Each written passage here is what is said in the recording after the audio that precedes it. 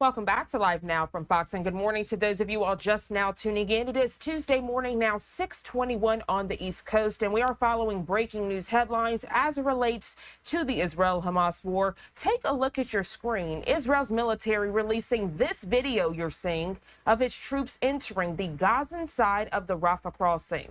The video shared today shows IDF's military tanks entering the Gazan side of the Rafah crossing. Now, this comes after Hamas accepted an Egyptian-Qatari mediated ceasefire proposal Monday. Israel saying the proposed deal did not fully meet its demands. Israeli military saying it's taking operational control over the crossing, which is the main route for entering aid and main exit for those fleeing to Egypt. Israel's offensive has raised concerns in the U.S. of an all-out assault on Rafah, where some 1.4 million Palestinians are seeking refuge at this hour. Joining us live this morning to further break down the latest on this breaking news conflict is Senior Lecturer in Homeland Security and Criminal Justice at the University of New Haven, Mr. Ken Gray. Mr. Ken, always a pleasure speaking with you here on Live Now from Fox. Good morning, Janae. Glad to be with you again. Glad to have you. So that video coming in maybe an hour before we first came on the air, and truly compelling, showing the Israeli military entering that southern side of Gaza there in Rafah. For those who don't know how we got to this point, could you catch us up? Sure. So we've been hearing that Israel was planning their final push down into Rafah now for over a month. And this day has finally come. On Sunday, there was mortar fire that occurred from the eastern side of Rafah that ended up killing 4 IDF soldiers. And so, in part, this incursion into Rafah is part of the plan, but it's also in response to the mortar fire. The gate there is at the eastern end of Rafah. The IDF believed that gate was being controlled by Hamas, that they were in control of all the humanitarian aid that was coming through the gate there. And so in part, taking the border crossing is part of the process of taking Rafah, but it's also important to them for a couple of other reasons. The mortar fire from there, Hamas's control of humanitarian aid. There's 1.2 to 1.4 million Palestinians in the Rafah area. The IDF has been dropping flyers telling the Palestinians to move towards the coast.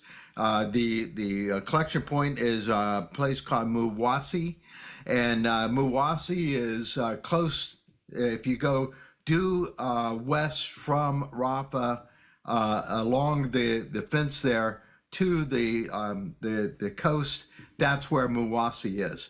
And so the plan is to try to move Palestinians that are not involved in the conflict to that location. However, this operation that has begun now is going on despite the fact that most of the Palestinians have not moved. Mr. Ken, a lot of controversy surrounding this ground invasion. As we know, this is one of the last few areas where Palestinians have fled to get some type of refuge from those airstrikes and missile strikes. But we know the Israeli military is saying this is vital for them to defeat Hamas. Some are confused how all of this is going on with ceasefire negotiations also on the table, with the invasion going on and further implications that Hamas will be defeated. Does that take away from the likelihood that a ceasefire will actually unfold? Sure. Hamas played this well in that they announced that a ceasefire had been agreed to, but they announced that the terms of the ceasefire hostage negotiation was different than the one that had been being negotiated with the Israelis. They included, that was not part of the agreement with the Israelis, they included counting bodies of dead hostages as part of their hostage exchange.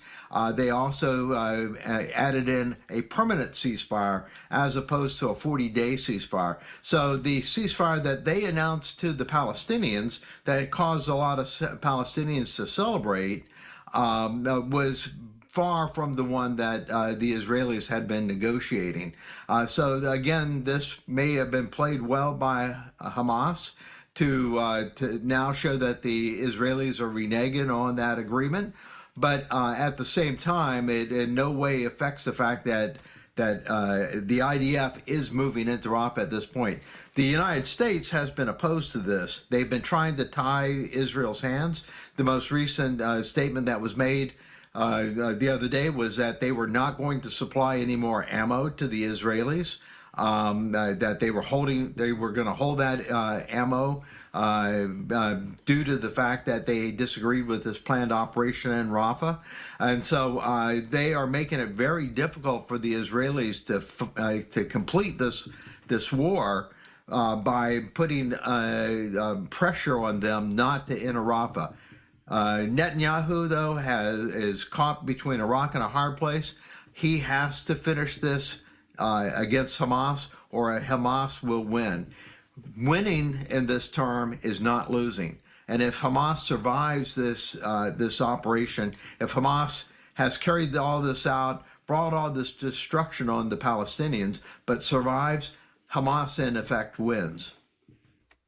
Great point you're making there, Mr. Ken. And as we discuss this, I think it's important to point out where this invasion is happening, this crossing where humanitarian aid enters and exits there near Egypt. Towards the beginning of the war, back on October 7th, you might recall the Israeli military saying, this is not a war against the Palestinian people, this is a war against Hamas. And they were saying they wanted to help get Palestinians out of Hamas captivity who might not have known they were under it. So with this invasion happening at this crossing, do you think it's going to help with humanitarian aid, considering that some were saying that Hamas was actually taking the aid that was coming in from this crossing? So if you clear the crossing, which they have done, and take control of that crossing point, then you don't have to worry about as much about supplies coming in for Hamas disguised as humanitarian aid.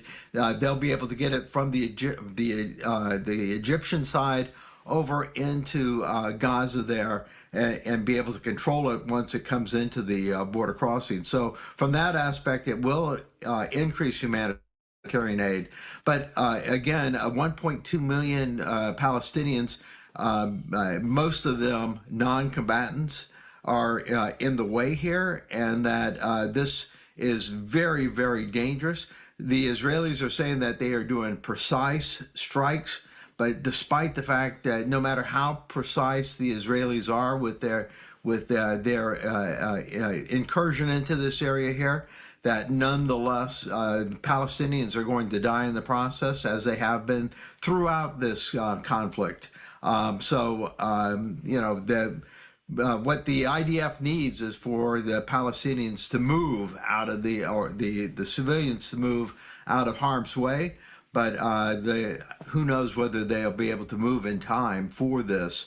This could become a very bad operation quickly if the Palestinians do not move, and Hamas and the IDF get into a real kinetic fight here. Then the Palestinians' death toll will go up considerably. Just a tragic situation on both ends. Mr. Ken, always a pleasure speaking with you here on Live Now from Fox, getting those updates on the breaking news headlines out there with the conflict in the Middle East. Before I let you go, is there anything else you'd like to add? Many of the viewers wanting to know what's next. Yeah, a lot of external pressure on Israel, a lot of internal pressure on Israel. Most of this culminates in this operation in Rafah. And so if this operation goes well for Israel, then they may be able to conclude this war quickly. But I have my doubts whether they'll be able to conclude this quickly. Mr. Ken, thank you again for joining us here on Live Now from Fox this morning. You enjoy the rest of your day. Thank you.